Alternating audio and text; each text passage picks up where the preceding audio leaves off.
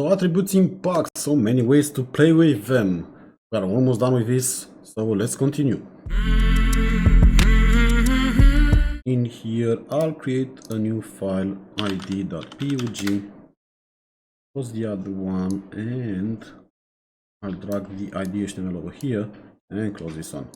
So basically, to create an ID, it's similar to the CSS selector. You just do an A tag with the hash or pound, whatever you call this sign over here, and my ID. I save it. You can see that the tag is generated here. Yay! Okay, now if we want to create a div, you can say div ID my other ID. Okay, and we can also continue with a class, my class.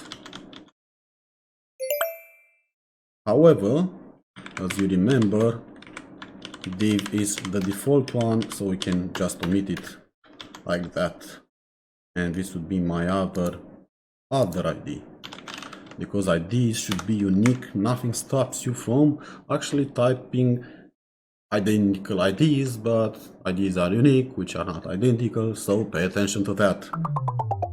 Classes can be repeated easily in your HTML. Okay, so now I got my ID, my other ID, and my other ID, because I'm running out of ideas. So now let's play with the ampersand attributes. So let's create here a special attributes .pug. I'll drag this one over. No, I'll drag this one over here. Then look for special attributes, drag it over here, close that and close that. Okay, so over here, let's make an object var my object equals, and let's do HTML, not HTML, let's do src, and the value would be path.jpg, whatever, and then width, okay, width 100 should be enough. And now let's create an img tag g with the class as nice image, and then let's pass the ampersand attributes, and this would be like a function call when we pass my object into it. See what happens. Yay! So it grabbed these attributes and it created it over here. Now let's pass another one here, class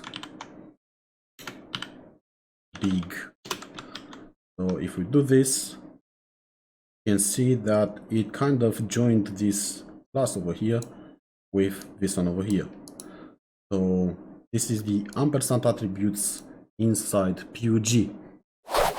So did you have fun looking at attributes inside PUG language that generates HTML? Well, next time we'll start talking about case. So happy hacking!